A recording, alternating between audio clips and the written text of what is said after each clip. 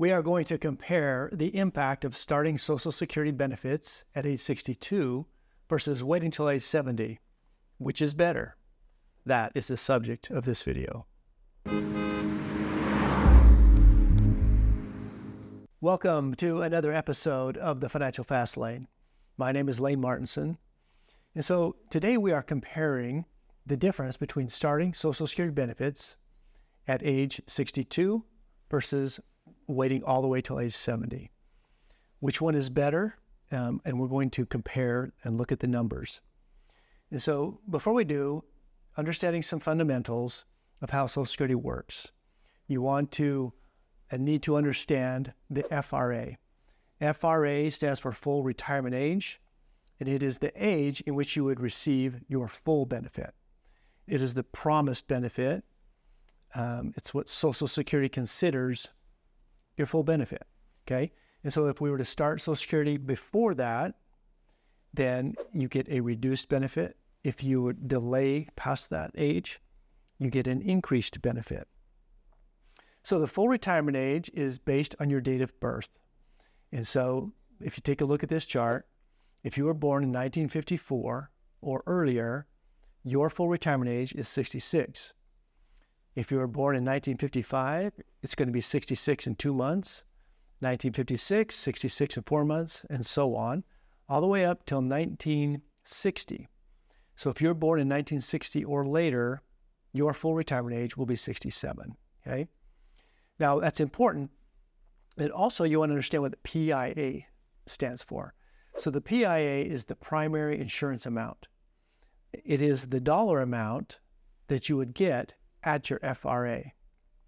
And so when you look at your statement, you want to know what your full retirement age is, and you want to know what the PIA is. That's the estimated full benefit or primary insurance amount, okay?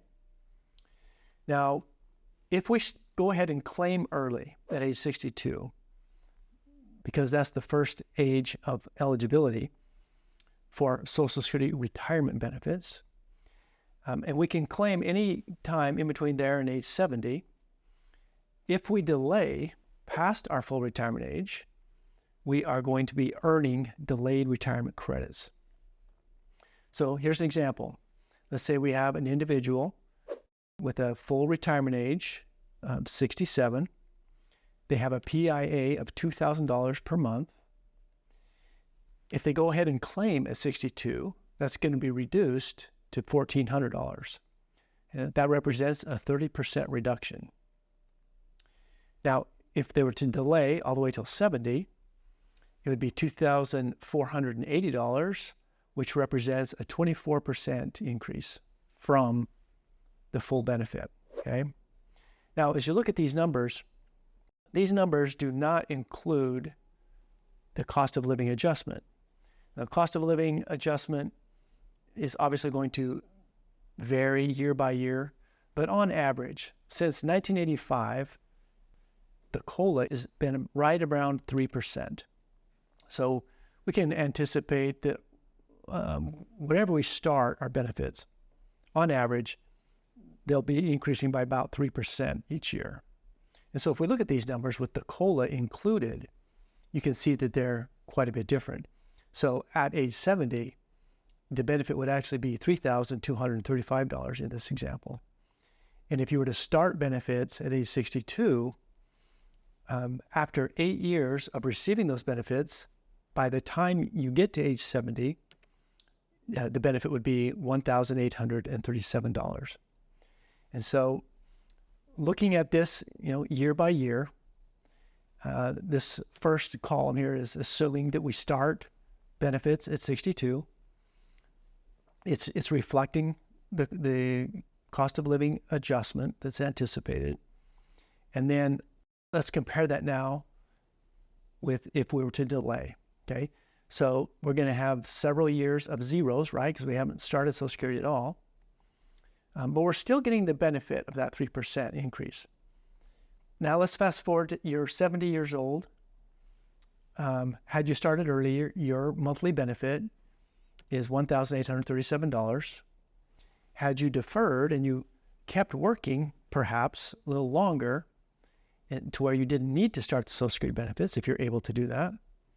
And then you start benefits at 70, it's $3,235. That's a significant difference. It's not quite double. It's actually 76% more income from that point forward. Okay, but you had several years of benefits when you started early, right? And so when we look at how much did you receive in this example, the cumulative total is $154,000 that would have been received. That had you waited, you did not receive, right? And so there's always going to be a break-even point depending on longevity and depending on how long you live. And so if we look at this break-even chart in this example, the break-even point is 79. So what that means is that at age 79, the person that started at 62 and the person that waited all the way till 70, by the time they're 79, they both have received the exact same total amount of money from Social Security. One over a longer period of time and one over a shorter period of time. But at that point, they had both received the same amount. And so now, if you live past 79, in this example, there is more money on the table for the one who deferred or started later, right? Because the payments are larger. And so if you look at the red line and you see it starts at age 62 and gradually goes up, and then you see the green line where it's just flat in between the years 62 and 70, and then the income starts at 70, but it goes up at a steeper climb, and then we reach that break-even point, okay? So let's compare this. So it really comes down to longevity and how long you're going to live. If you don't have a lot of longevity, if you were to die what we would consider early, which we'll say age 75, then it is better to claim early rather than to claim late. And as we look at the numbers, the person that claimed at 62 in this example and then died at age 75 would have received $200,000 to $71,000 in benefits. That same person, had they waited till age 70, they would have received $209,000, which is $62,000 short. But in 5 years, they almost caught up, not quite, right? It would take another 3 or 4 years before they would actually hit that break-even point. So, but what if you live a little longer? What if you live to age 85? Which for a healthy someone in their 60s, life expectancy is about age 85.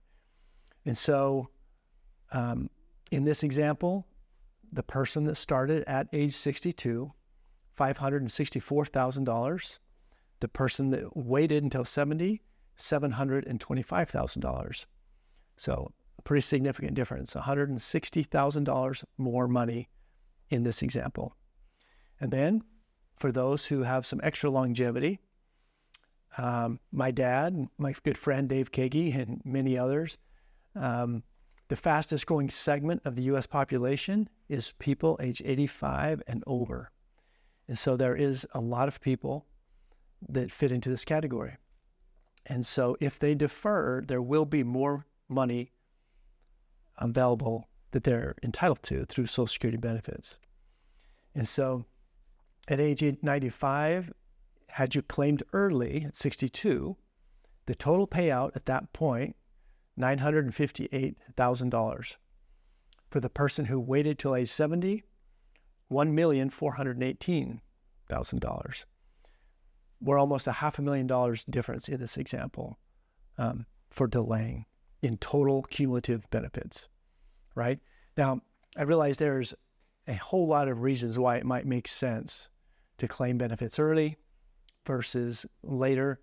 And a lot of times it's somewhere in between that's going to make the most sense. But it's a very personal decision and a lot of different factors that come into play in making a good decision. If you claim early and you're still working, then you have to deal with the earnings limit and the penalties associated with that. I'm not going to go into the details on this video, but I will put a link below to a video where we specifically talk about the earnings limit and how that works. And so you can check that out down below. Other factors that come into play is if you're married, and let's say you're married and the spouse did not qualify for their own benefit, they're still eligible for a dependent benefit or a spousal benefit. And so the spousal benefit, assuming their full retirement age or their FRA, they're both at 67 in this example, with a PIA of $2,000, the dependent or spousal benefit would be $1,000. So the married couple would be receiving $3,000 at full retirement age in this example. Now, but what if you have a married couple and you both worked and you both qualified for your own benefit? That changes the scenario as well. And there's other factors that come into play, not to mention taxation on Social Security benefits. And we have other videos that go into that as well. But now if you were to go to the Social Security website, the SSA.gov, and they say that it's so easy to start your benefits that you can do it in 15 minutes, which is true. But you've worked for how many decades and paying into the system, and you're going to be working or retiring easily a couple of decades or more into the future, where you're going to be relying on Social Security. There's a lot at stake. There's a lot of money at stake. And so it's important to do good planning and to think it through all these different issues, because it will have an impact. If you don't have a Social Security statement, I would encourage you to get that. The best way to do that is to go to the SSA.gov website. If you don't have an account, you should create an account, because when you log in, you're going to be able to see your earnings history. It's important to check for accuracy. You want to know that Social Security has reported, got everything recorded properly. You also want to make sure that your employers over the years reported income properly, because it will make a difference on your benefit. They're going to be looking at your best 35 years. So every year that you are working is going to increase your benefit. It's going to bump off one of your lower earning years and replace it with a higher earning year. And so, and then of course you have to have at least 10 years of work history in order to be eligible for your own benefit. Now, when you look at this statement, Social Security statement, key things you want to look for is the PIA, the primary insurance amount, and your FRA, your full retirement age. Those are the two key numbers you need. And with those numbers, then a lot of analysis and projections can be created and planning can be done. If you are not aware, I have a financial planning firm, and let me introduce you to my team. We have a team of professionals, and we do holistic retirement income planning, and we have a very specific Social Security analysis and strategy report that is available for a very low one-time cost if you wanted to consider that. It is a comprehensive, customized report, and optionally, if you wanted to ask questions of a member of our staff, then that is option when you purchase that report. So for more information on that, you can just go to socialsecuritylane.com.